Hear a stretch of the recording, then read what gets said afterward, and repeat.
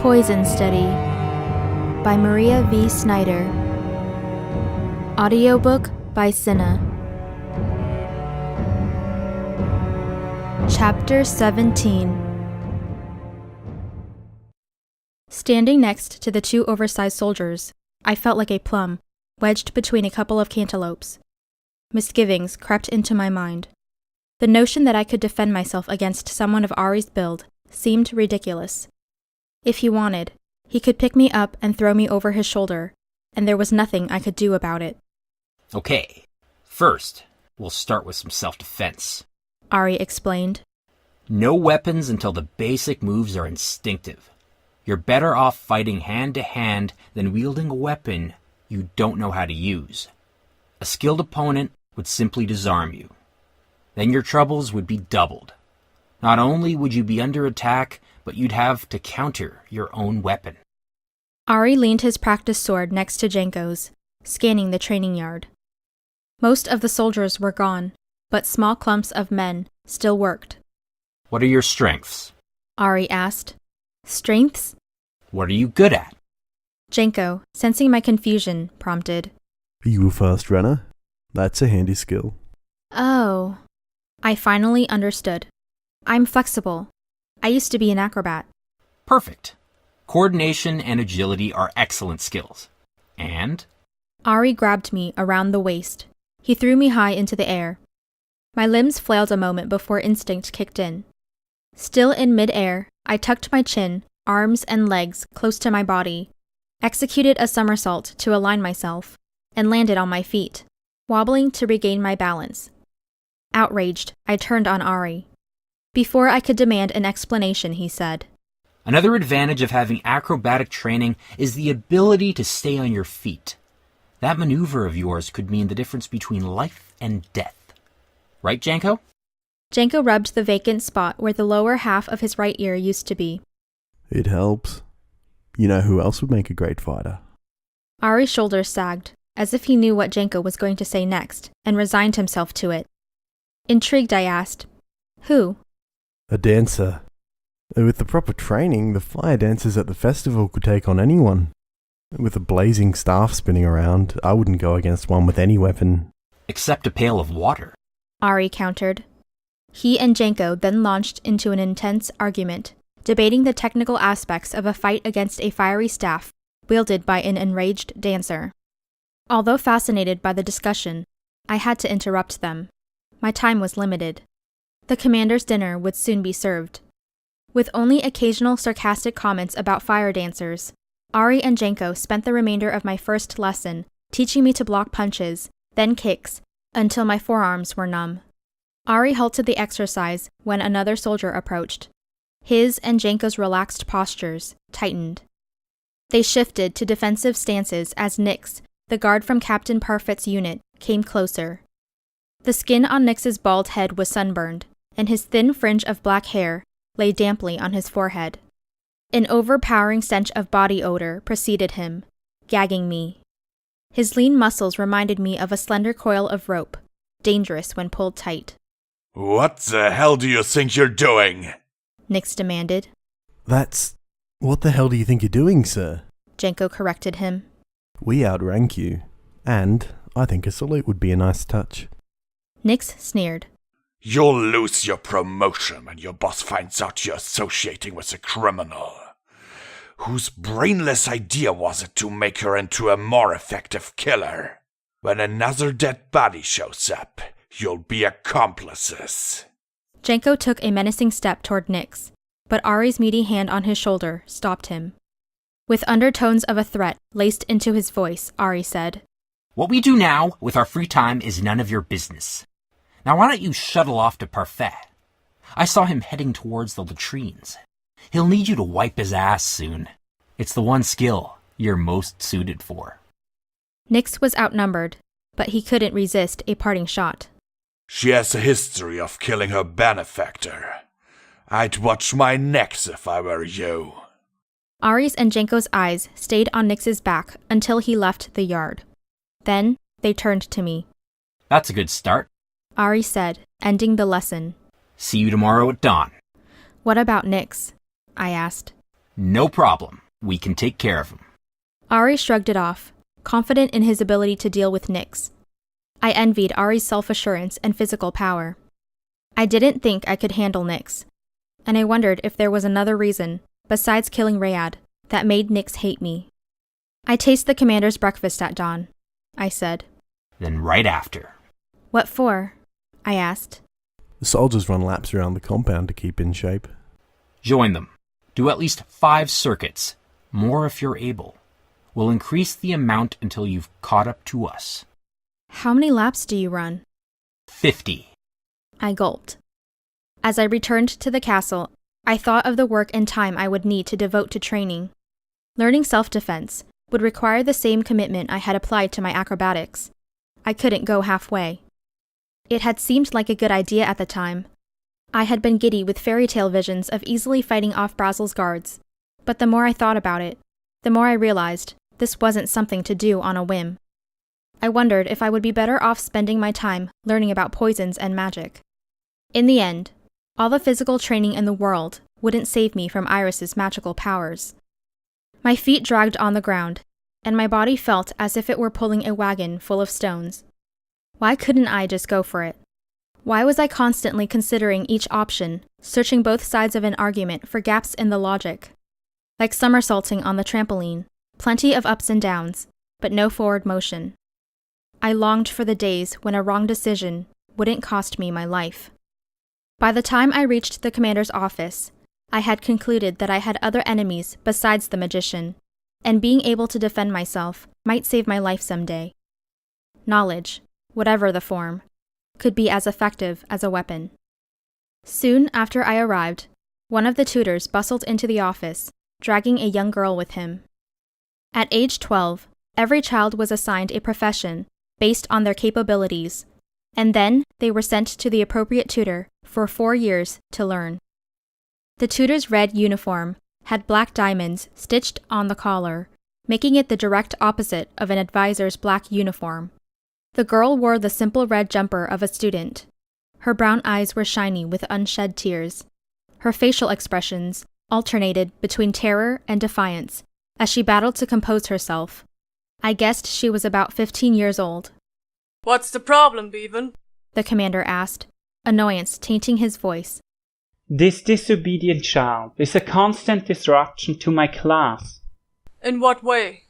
Mia is a know-it-all. She refuses to solve mathematical problems in the traditional manner and has the gall to correct me in front of the entire class. "Why are you here?" I want her disciplined, whipped preferably, and reassigned as a servant. Beevan's request caused silent tears to spill down Mia's cheeks, although she maintained her composure, which was impressive for someone so young. The commander steepled his fingers, considering. I cringed for the girl. Having her tutor bother the commander for this dispute would not help her. Beevan must have gone over the training coordinator. "I'll handle it," the commander finally said. "You're dismissed." Beevan wavered for a moment, opening and closing his mouth several times. His pinched expression revealed that this was not the response he had expected. Nodding stiffly, he left the office. The commander pushed his chair away from the desk and gestured to Mia to come around. Now eye level with her, he asked, "What's your side of the story?" With a thin, quavering voice, she answered. I'm good with numbers, sir.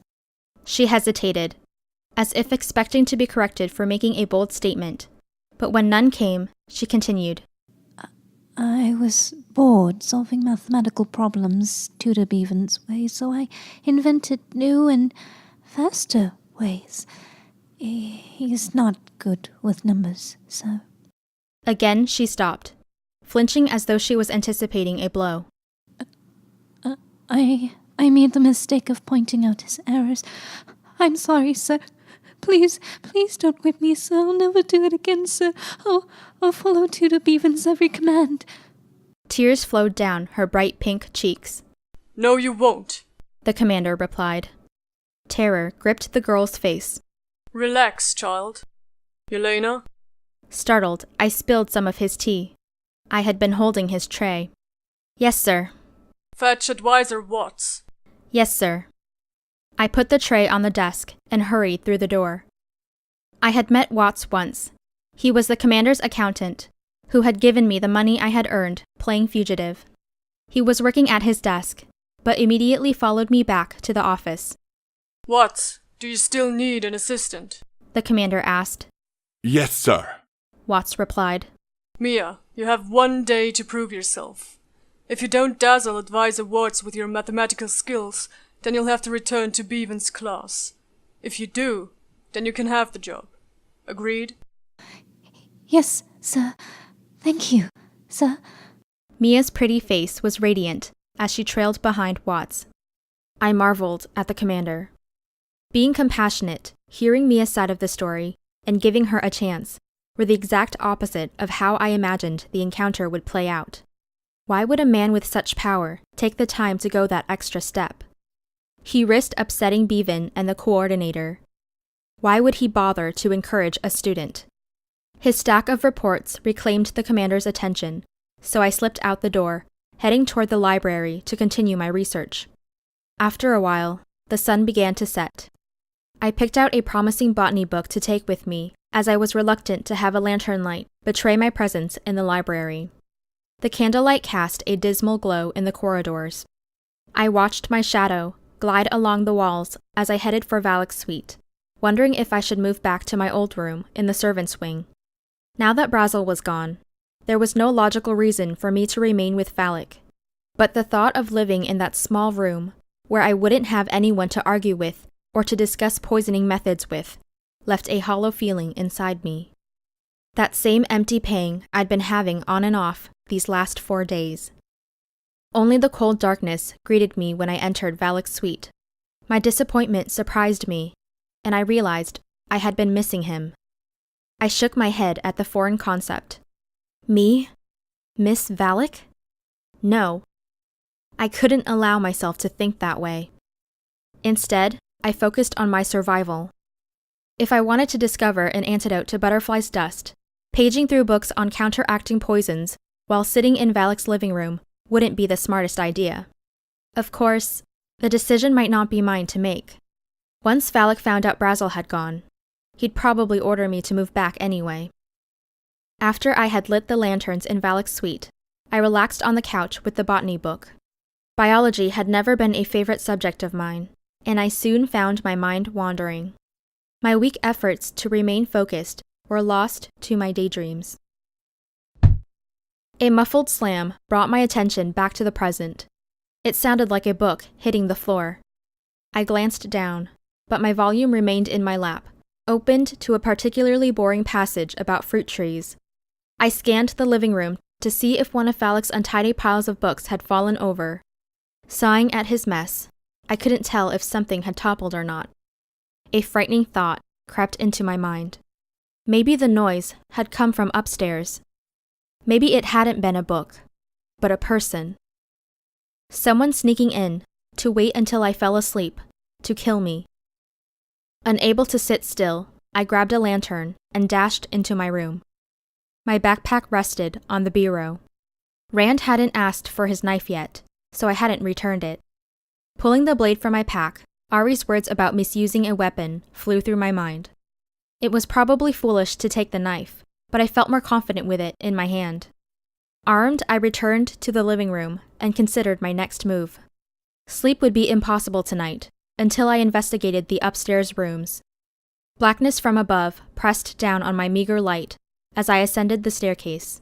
Curving to the right, the stairs ended in a sitting room. Piles of boxes, books, and furniture were scattered throughout the room in a haphazard fashion, casting odd-shaped shadows on the walls. I maneuvered with caution around the heaps. My blood slammed in my heart as I shone my lantern into dark corners, searching for an ambush. A flash of light caused a yip to escape my lips. I spun, only to discover it was my own lantern, reflecting in the tall, thin windows that striped the far wall. 3 rooms were located to the right of the sitting chamber.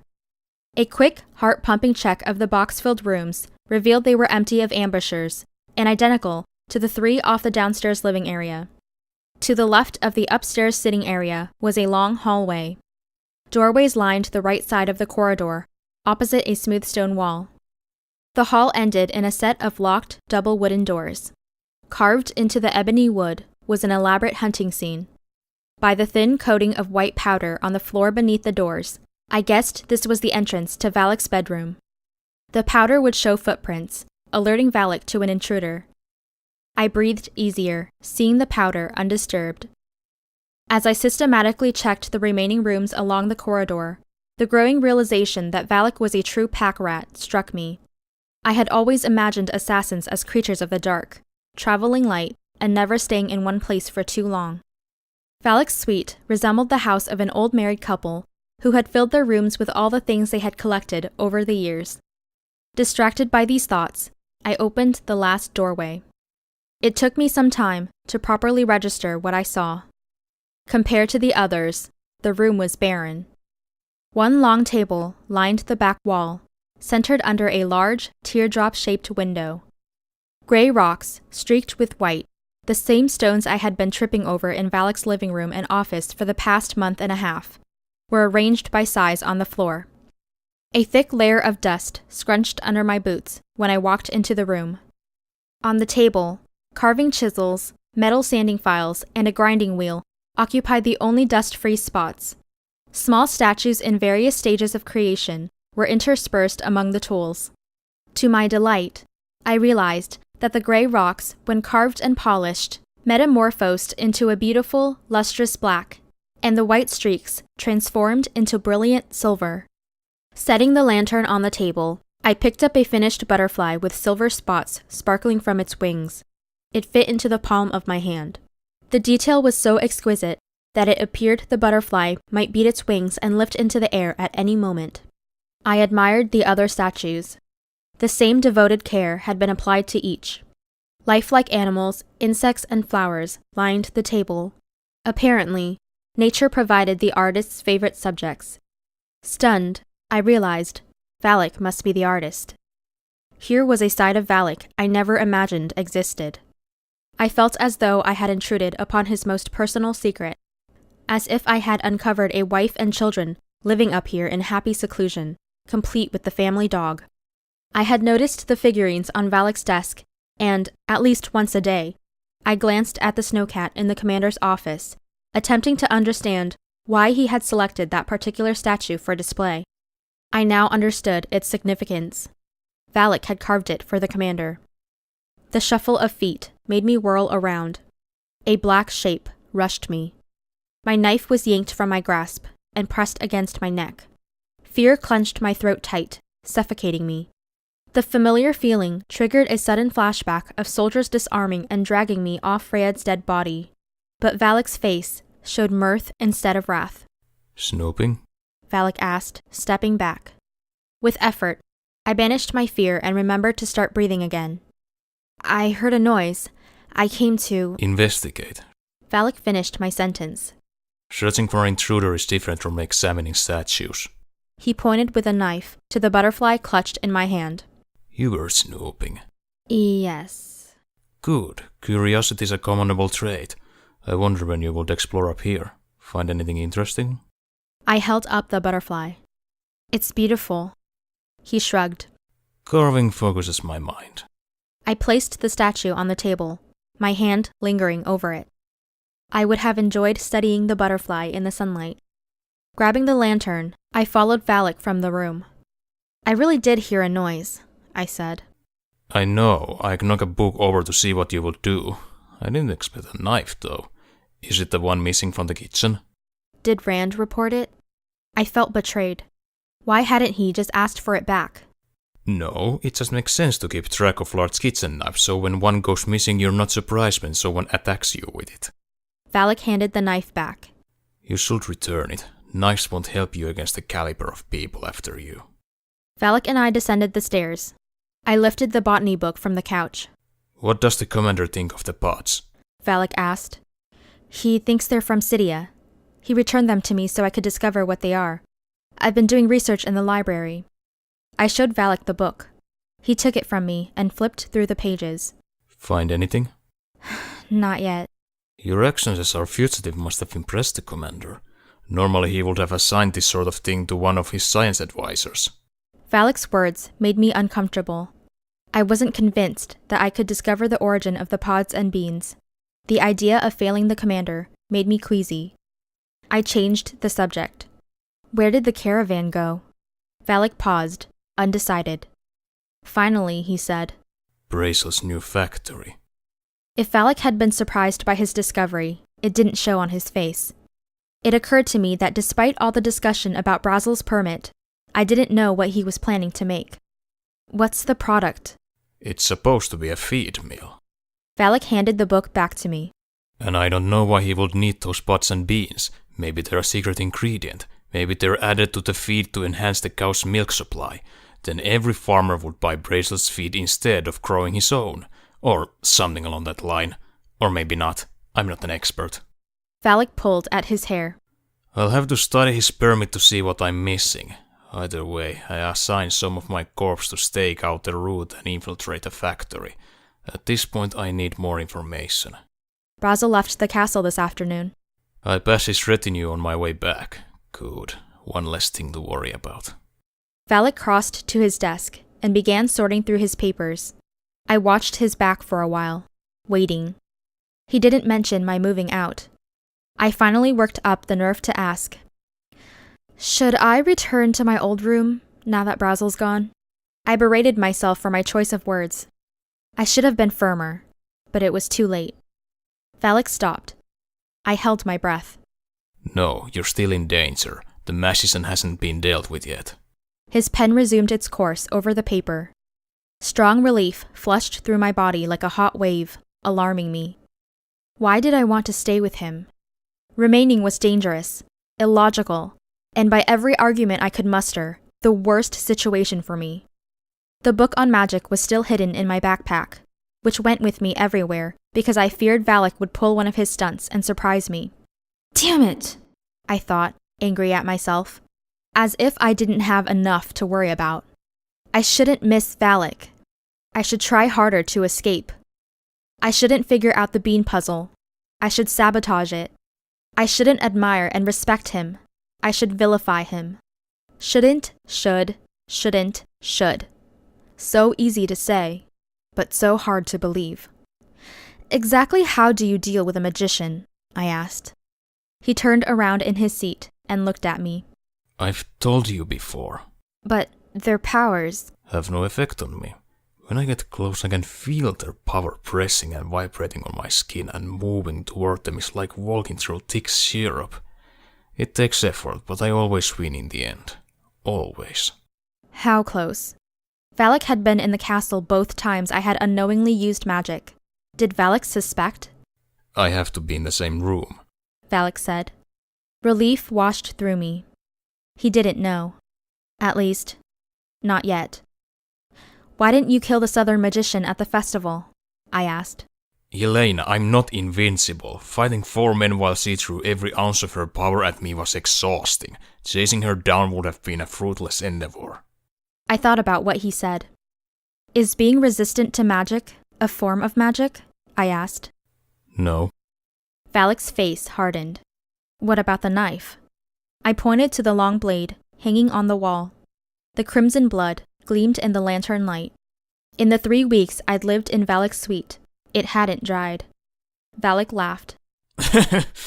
That was the knife I used to kill the king. He was a magician. When his magic couldn't stop me from plunging that knife into his heart, he cursed me with his dying breath. It was rather melodramatic. He willed that I should be plagued with guilt over his murder and have his blood stain my hands forever. With my peculiar immunity to magic, the curse attached to the knife instead of me. Valek looked at the weapons wall thoughtfully. It was a shame to lose my favorite blade, but it does make for a nice trophy.